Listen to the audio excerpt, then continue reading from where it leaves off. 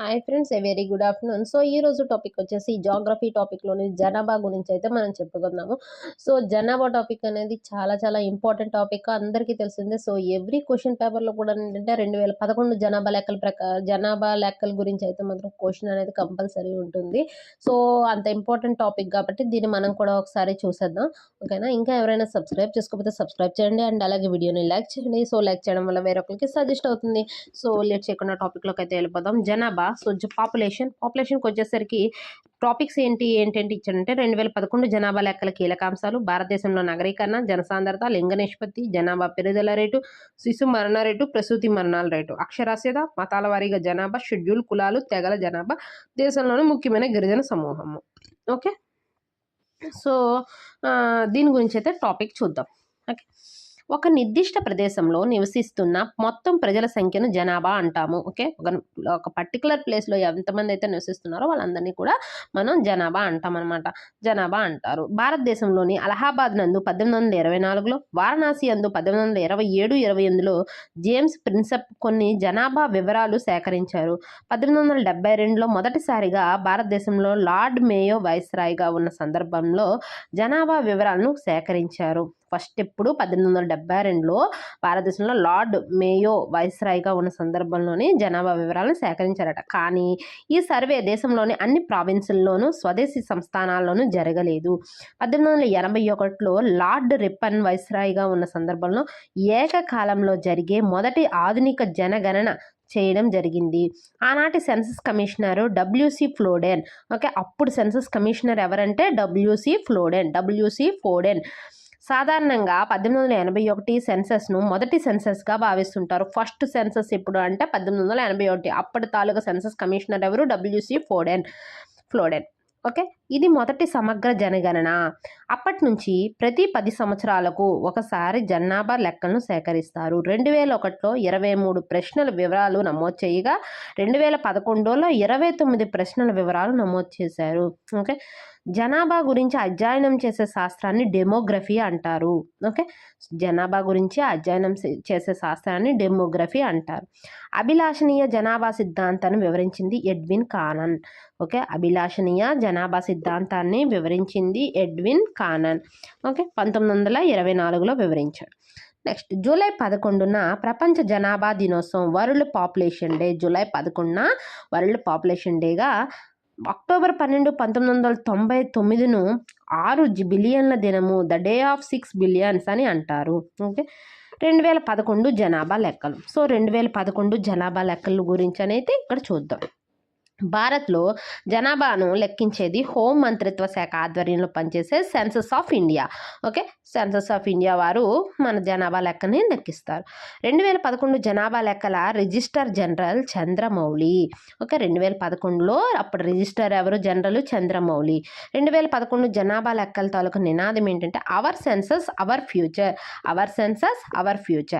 2011 జనాభా లెక్కలు 15వ జనాభా లెక్కలు. స్వాతంత్రానంతరము 7వది కాబట్టి 15వ, స్వాతంత్రానంతరం అయితే 7వది. సో 2011 జనాభా లెక్కలు ఎప్పుడు? 15వ జనాభా లెక్కలు.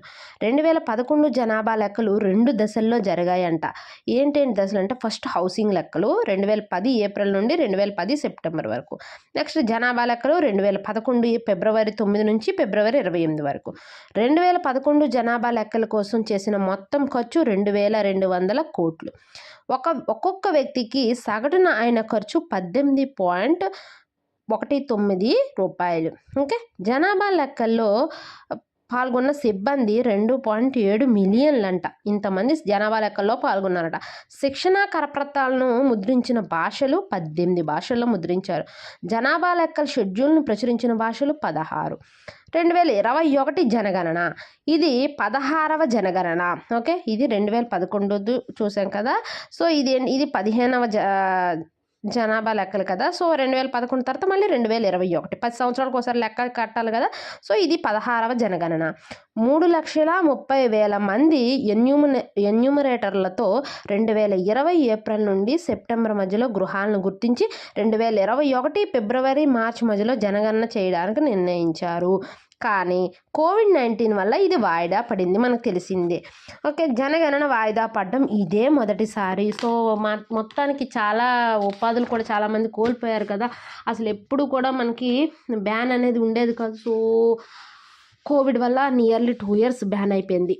నెక్స్ట్, జాతీయ పౌరసత్వ జాబితా, national register of city NRC. NRC అన్నది ప్రభుత్వం అధికారికంగా ధృవీకరించిన పౌరసత్వ జాబితా. ఈ జాబితాలో పేరు నమోదైన వారు మాత్రమే దేశ పౌరులుగా పరిగణించబడతారు. అస్సాం రాష్ట్రంలో మొదటిసారిగా ఈ జాబితాను రూపొందించారు. జనగణన కూడా పూర్తయింది. అందువలన అస్సాం రాష్ట్రంలో మళ్ళీ జనగణన చేపట్టారు. ఒకవేళ ఈ జాబితాలో పేరు లేకపోతే న్యాయ పోరాటం చేసేందుకు కూడా అవకాశం ఇవ్వబడుతుంది. ఇన్ కేస్ మనకి ఇక్కడ ఇందులో పేరు లేదు అంటే మనం త్రూ లీగల్గా కూడా మనం అప్రోచ్ అవ్వచ్చు. నెక్స్ట్, జాతీయ జనాభా జాబితా 2010లో మొదటిసారిగా దీనికోసము దత్తాంశాలు సేకరించారు. దేశంలో నివసించే వ్యక్తుల సమగ్ర గుర్తింపు డేటాబేస్ను రూపొందించడమే ఎన్పిఆర్ ఉద్దేశము. గత 6 నెలలు లేదా అంతకంటే ఎక్కువ కాలము ఒకే ప్రాంతంలో నివసించిన వ్యక్తిని లేదా వచ్చే 6 నెలల కాలంలో నివసించాలని భావించే వ్యక్తిని ఆ ప్రాంతవాసిగా గుర్తిస్తారన్నమాట. అంటే జస్ట్ లైక్ ఒక లోకల్ క్యాండిడేట్ అలా ఆ రకంగా అనమాట. సో దీని రూల్స్ వేరు. దేశంలో అసలు ఎంతమంది నివసిస్తున్నారో లెక్క తేల్చడమే ఎన్పిఆర్ యొక్క ఉద్దేశము. దేశ పౌరసత్వ సవరణ చట్టం 2019, ఒక సిఏఏ. దీని ప్రకారము 2014 డిసెంబర్ 31కి ముందు భారతదేశానికి వచ్చిన ముస్లిమేతరులకు పౌరసత్వాన్ని కల్పిస్తారు. సో ఇక్కడ చూడండి, డిడ్ యు నో అని ఇచ్చారు. 1911 జనగణనలో ఇంగ్లీష్ తెలుసు లేదా తెలియదు, know or doesn't know English అన్న ప్రశ్నను అడగడం జరిగింది. 2001 జనగణనలో cycle, scooter, bike, TV, radio ఉన్నాయా లేదా అని కూడా అడగడం జరిగిందంట ఆ జనగణనలో.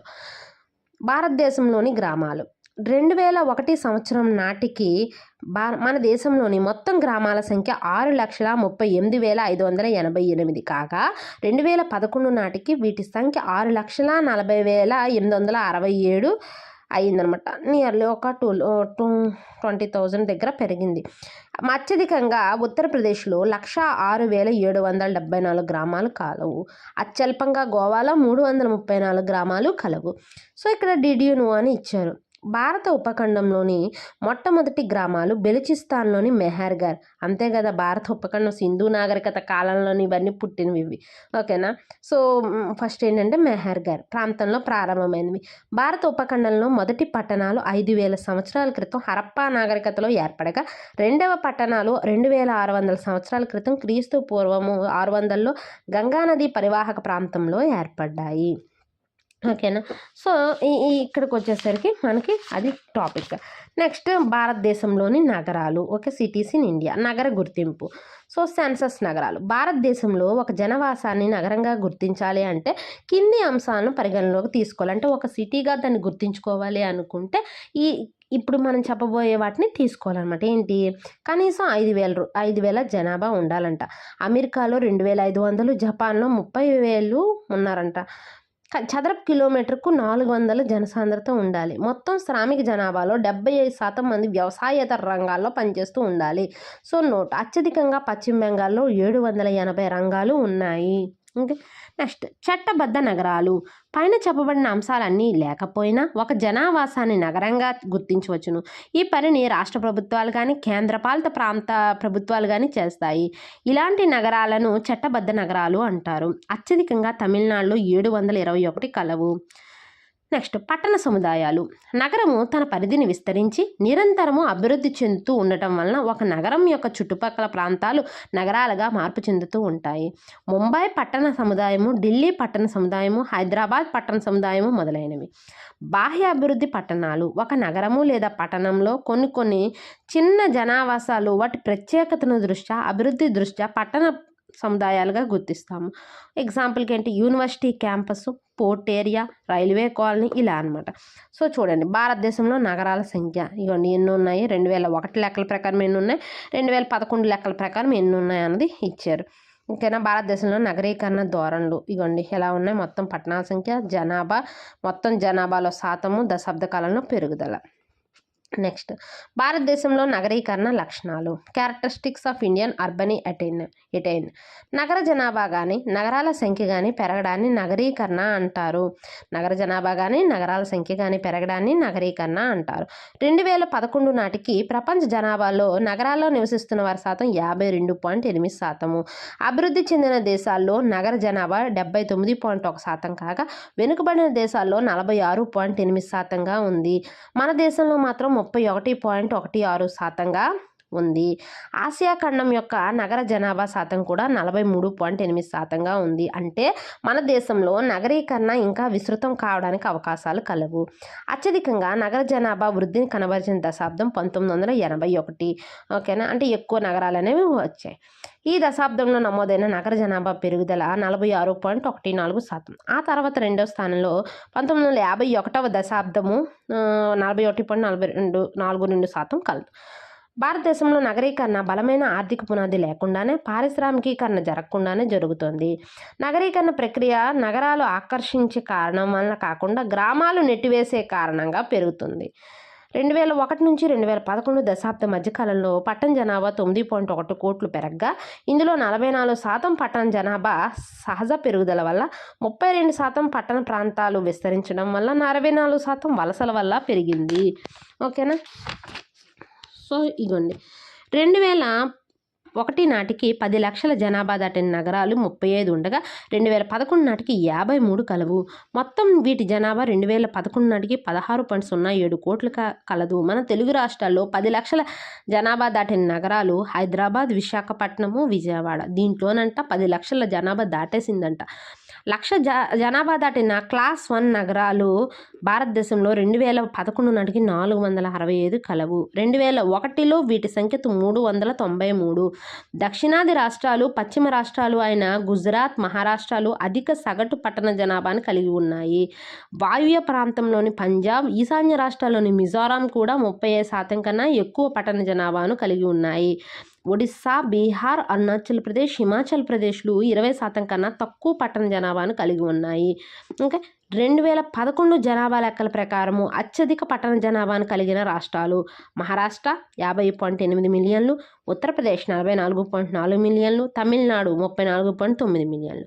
మహారాష్ట్ర మొత్తము దేశ పట్టణ జనాభాలో 13.5%ను కలిగి ఉంది. 2011 జనాభా లెక్కల ప్రకారము అత్యల్ప పట్టణ జనాభా కలిగిన రాష్ట్రాలు: సిక్కిం, అరుణాచల్ ప్రదేశ్, మిజోరాం. ఓకే, సో మిలియన్లు ఎంత జనాభా అనేది తక్కువ జనాభా అనమాట.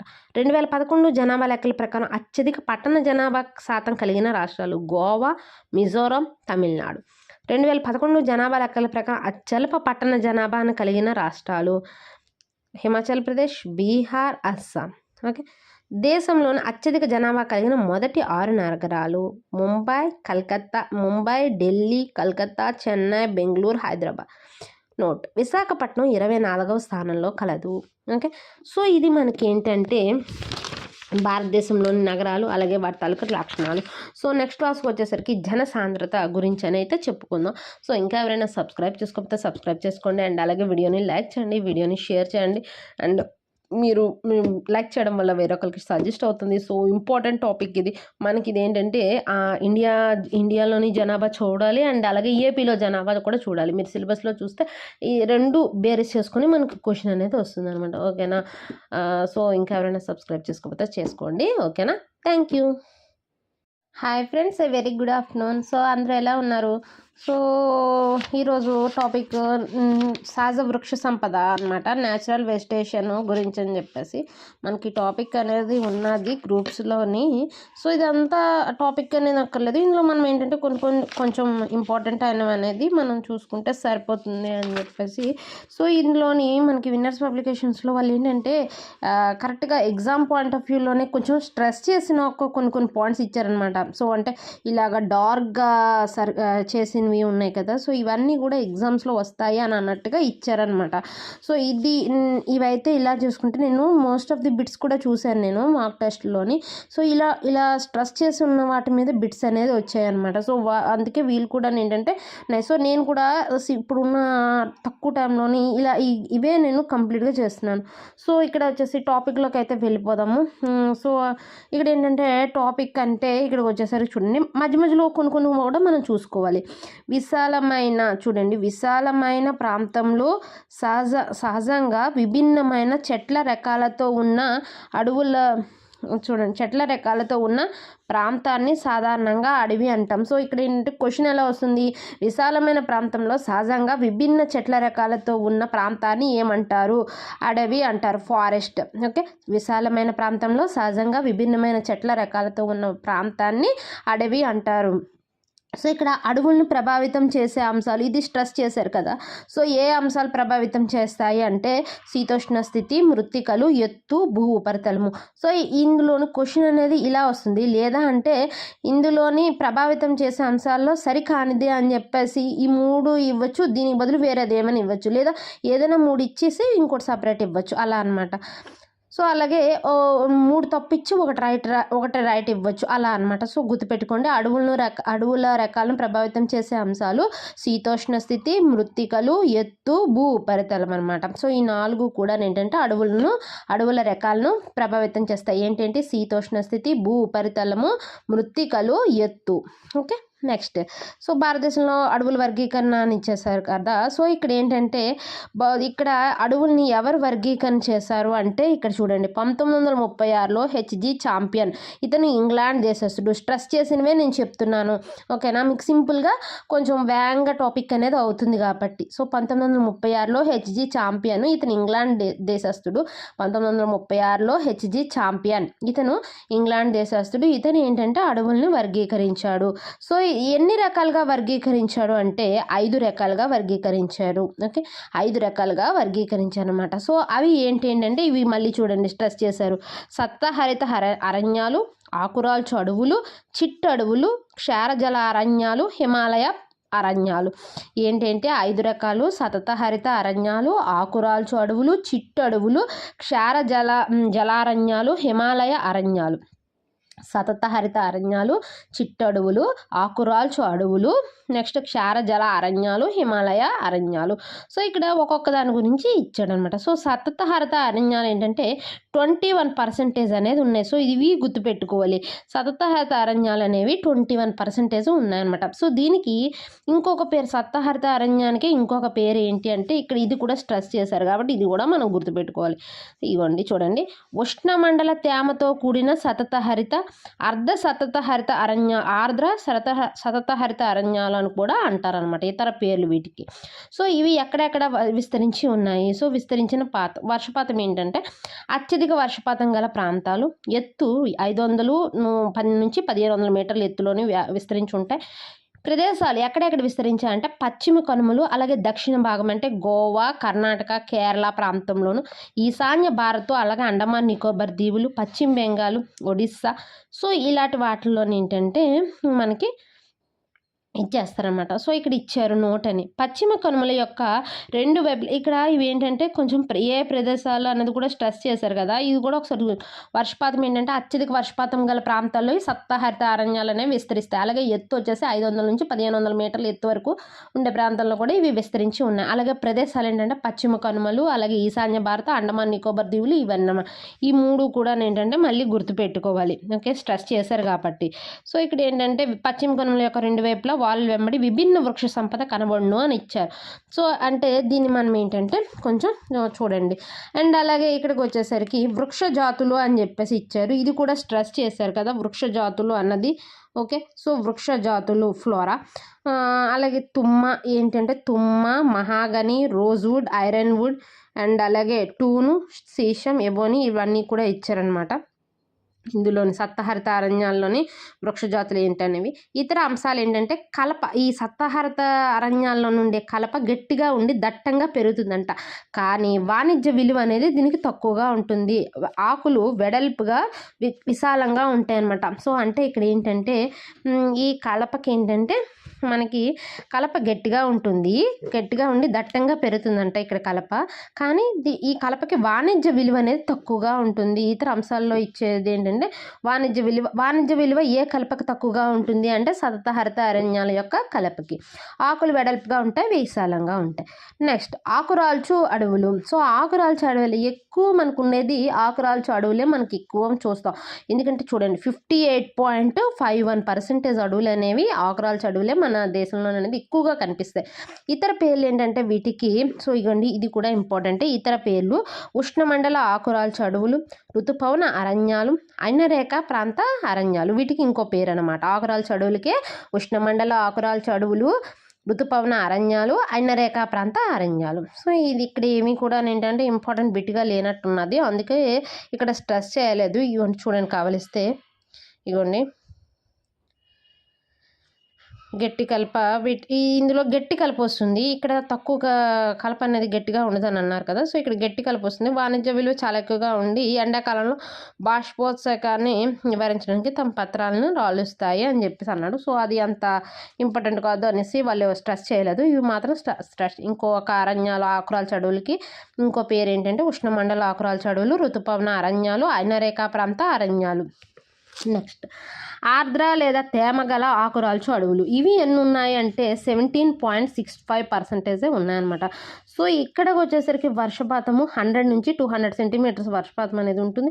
విస్తరించిన ప్రాంతాలు ఎక్కడెక్కడ విస్తరించాయి అంటే సహ్యాద్రి పర్వతాల ఉపరితలాలు, అలాగే ఒడిస్సా, తూర్పు మధ్యప్రదేశ్, ఛోటా నాగపూర్, శివాలిక్ ప్రాంతాలు, బాబర్ టెరాయ్ నేలలు. సో ఇక్కడ బాబర్ టెరాయ్ నేలలు అండ్ సాధారణంగా కొండ ప్రాంతాలు పీఠభూమి ఉపరితలంలోనే అధిక పెరుగుదలను చూపుతాయి. సో ఇక్కడ వృక్ష జాతులు ఏంటి అంటే సాలు, టేకు, గుగ్గిలము, మంచిగంధము, పీషం, వెదురు, హుర్రా, ఆమ్ల, ఖైర్. ఇవన్నీ కూడా ఏంటంటే మనకి ఇక్కడ పెరిగే వృక్ష జాతులు అనమాట. సో నోట్ ఏంటంటే మధ్యప్రదేశ్లో సాలారణ్యాలు అనేవి ఎక్కువగా కనిపిస్తాయి. నెక్స్ట్ అనార్ద్ర. ఇవి ఆర్ద్ర కదా, అనార్ద్ర లేదా శుష్క ఆకురాల్చు అడవులు. ఇవి 40.86% మాత్రమే ఉన్నాయన్నమాట. సో దేశంలో అత్యధికంగా విస్తరించిన అరణ్యాలంట ఇవి. ఓకే, పీఠభూములు అంటే ఫస్ట్ మనకి ఇక్కడ 58.51% అనేది ఆకురాల్చు అడవులు ఉన్నాయి కదా. సో ఇక్కడ అనార్ద్ర శుష్క ఆకురాల్చు అడవులు అనేది నెక్స్ట్ అనమాట 40.86. సో ఇక్కడ ఏంటంటే వర్షపాతంకి వచ్చేసరికి 70 to 100 సెంటీమీటర్స్ వర్షపాతం. అండ్ అలాగే విస్తరణ వచ్చేసి దీపకల్ప పీఠభూముల్లో ఉంటాయి. వృక్ష జాతులకు వచ్చేసరికి టేకు, అలాగే వెదురు, గంధము ఇలాంటివన్నీ కూడా ఉంటాయి అన్నమాట. నెక్స్ట్ చిట్టడవులు. ఇది 2.72% అనేది ఉంటాయి చిట్టడవులు అనమాట.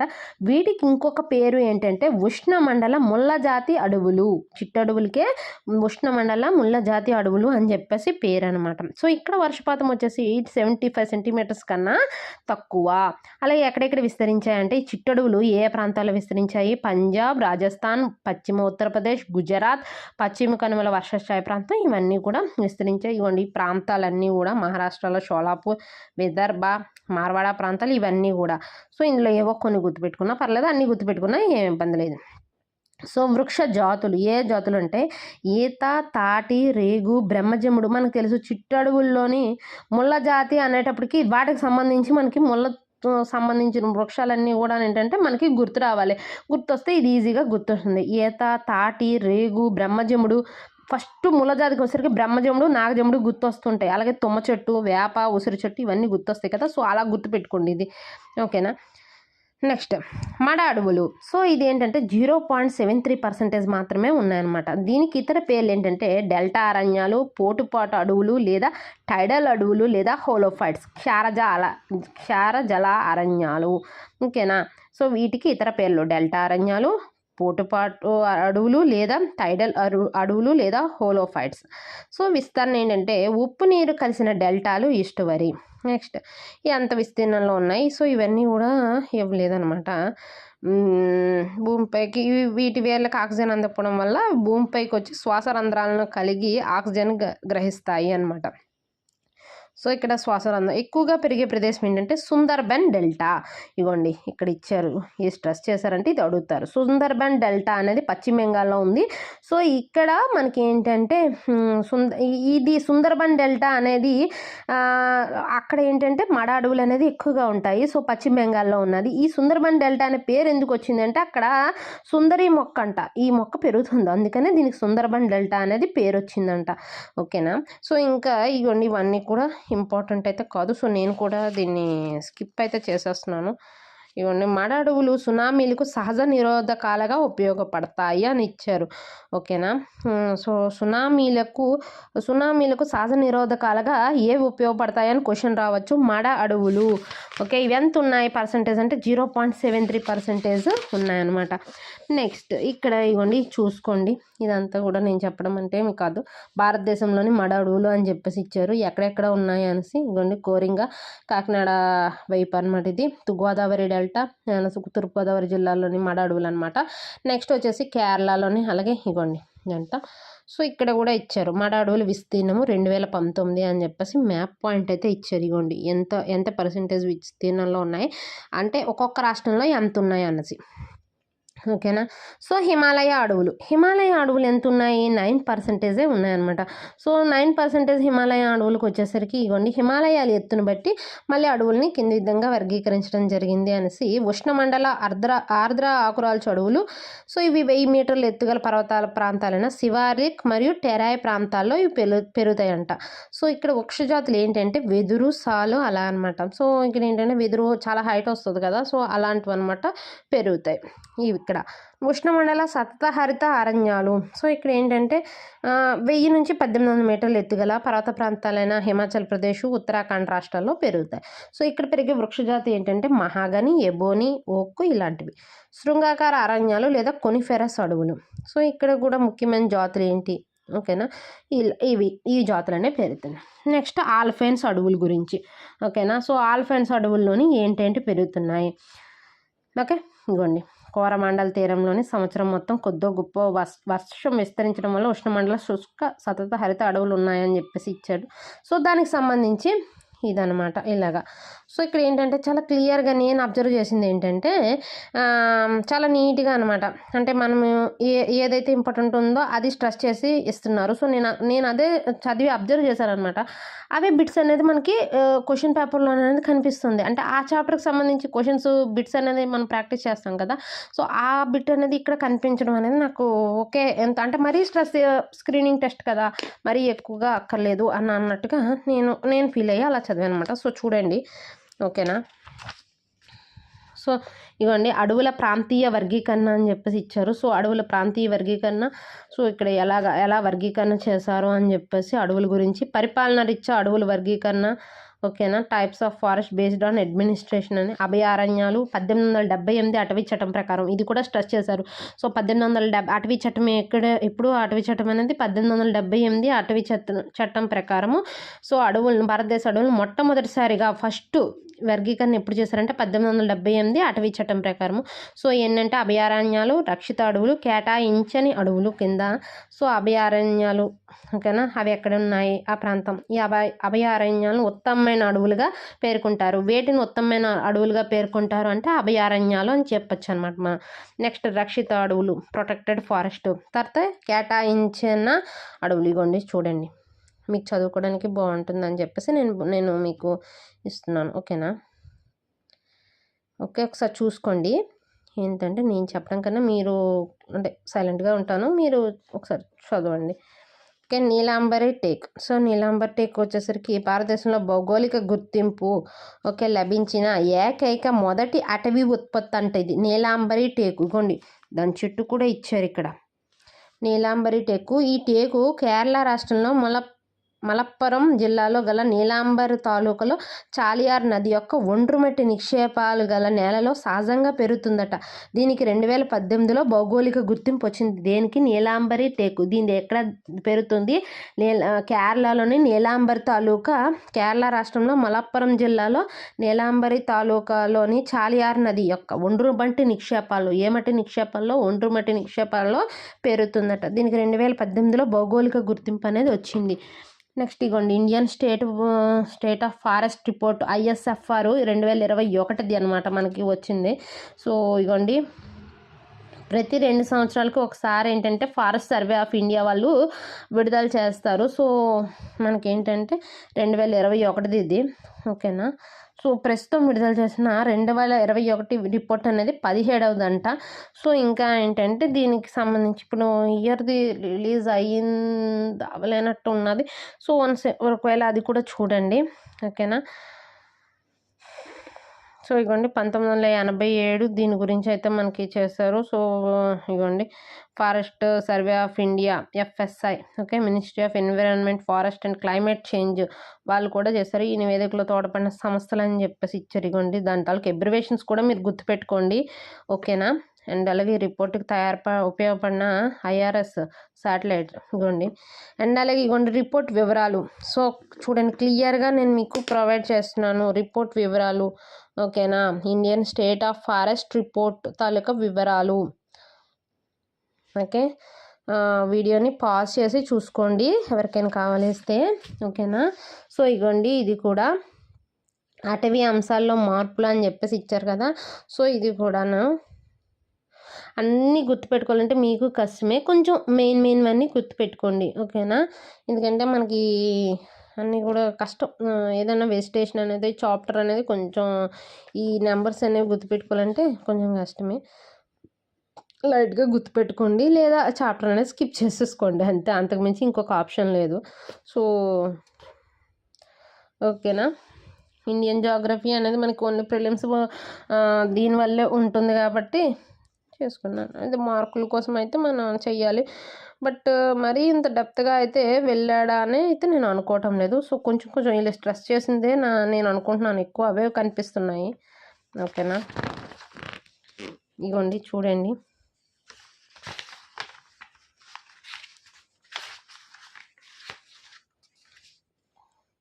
ఓకే. సో ఇది మీరు కొంచెం పాస్ చేసుకొని కొంచెం జాగ్రత్తగా చూసుకుంటూ వెళ్ళండి. ఏదైనా మీకు డౌట్ ఉన్నది అనుకుంటే చూసుకోండి. సో నేను దీంతో ప్రొవైడ్ చేస్తున్నాను. సో 50 days ప్లాన్ అనేది ఎలా చేయాలి అని చెప్పేసి, సో అది కూడా చూడండి, లాస్ట్ వరకు వీడియో చూడండి, చాలా మీకు ఇంట్రెస్టింగ్గా అనేది ఉంటుంది. సో నేను ఏంటంటే ఈ వీడియోస్తో పాటు మోటివేషన్ వీడియోస్ కూడా నేను అనేది ప్రొవైడ్ చేస్తున్నాను. సో ఎందుకంటే మనలో చాలామంది ఏంటంటే కొంచెం అంటే ఏదో ఒక విషయంలో మనం డల్ అయిపోతూ ఉంటాం అనమాట. సో డల్ అయిపోతూ ఉంటే కొంచెం మోటివేట్ చేసే వాళ్ళు ఎవరైనా ఉంటే బాగుండును, అంటే ఎవరైనా అనుకుంటాం కదా మనకంటూ సపోర్ట్ ఇచ్చే వాళ్ళు ఒకరు ఉండాలి అని చెప్పేసి. సో అలాగా ఆ రకమైన ఆలోచన అనేది నేను చేస్తూ కొంచెం మీకు సపోర్ట్ చేయడానికి, సో జనరల్ ఆలోచనలే అనమాట. సో సపోర్ట్ చేయడానికి నేను ట్రై చేస్తున్నాను. సో ఎంకరేజ్ చేయండి.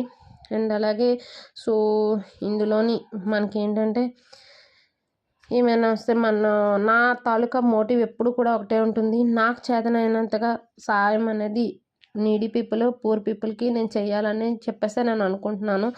సో దానికి మీ వంతు హెల్ప్ ఏదైనా ఉంది అంటే వీడియోకి లైక్ చేయడం, అలాగే మీ ఫ్రెండ్స్కి చెప్పి వీడియోని ఛానల్ని సబ్స్క్రైబ్ చేయించడం, ఈ 2 చేయండి చాలు నాకు.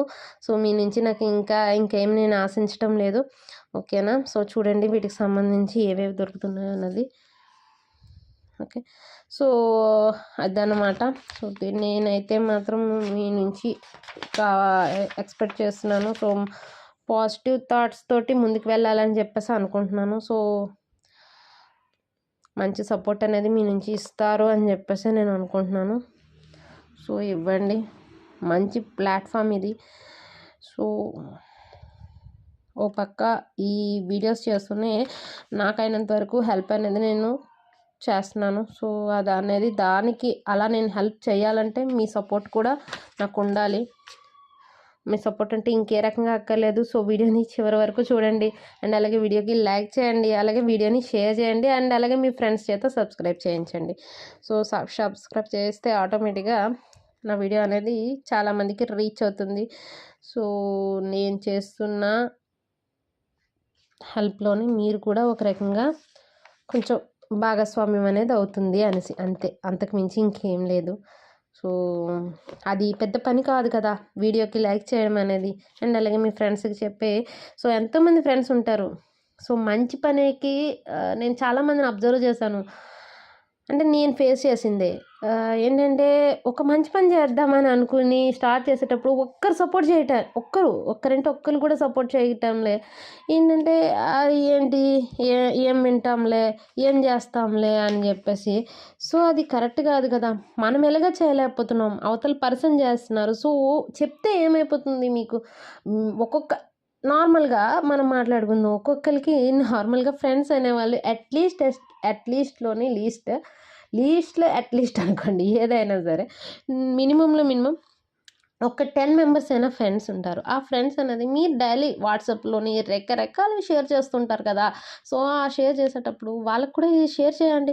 షేర్ చేస్తే ఆటోమేటిక్‌గా వాళ్ళు వ్యూస్ అనేది పెరుగుతాయి. సో మనకేంటంటే మన తాలూకా వీడియో అనేది స్ప్రెడ్ అవుతుంది. స్ప్రెడ్ అయ్యేటప్పటికి ఆటోమేటిక్‌గా మనకి వ్యూస్ అనేది పెరుగుతూ ఉంటాయి కదా. సో ఆ పెరిగిన వ్యూస్ వల్ల వచ్చిన అమౌంట్ ఏదైతే ఉందో, సో నేను దాన్ని ఏంటంటే ఒకవేళ రెవెన్యూ ఏదైతే వస్తుందో దాన్ని నేను ఒక మంచి పర్పస్ మీద యూజ్ చేద్దామని చెప్పేసి నేను అనుకుంటున్నాను. జస్ట్ లైక్ ఆర్ఫనేజెస్ కానీ లేదంటే ఓల్డ్ ఏజ్ హోమ్స్ ఉంటాయి కదా. సో వాటికి నేను స్పెండ్ చేద్దామని చెప్పేసి అనుకుంటున్నాను. యాక్చువల్గా ఇది ఏంటంటే నాకు చిన్నప్పటి నుంచి ఉండే ఒక రకమైన ఆల్రెడీ చేస్తున్నాను. బట్ ఇంకా కొంచెం సపోర్ట్ అనేది వస్తుంది కదా అని చెప్పేసి. సో కాజ్ అనేది గుడ్ అయ్యేటప్పుడు ఆటోమేటిక్గా సపోర్ట్ చేయడంలో అయితే తప్పులేదు కదా. సో మీది కూడా ఉంటుంది, నాది కాదు కదా. మీరు చేసే లైక్ అండ్ మీరు చేసే షేర్ వల్ల వచ్చేది ఏదైతే ఉన్నదో సో అది అనేది మీ పేరు మీద రిజిస్టర్ అవుతుంది కదా. నా వల్ల అయితే కాదు కదా. సో అదనమాట. సో ఎంకరేజ్ చేయండి. Okay, thank you.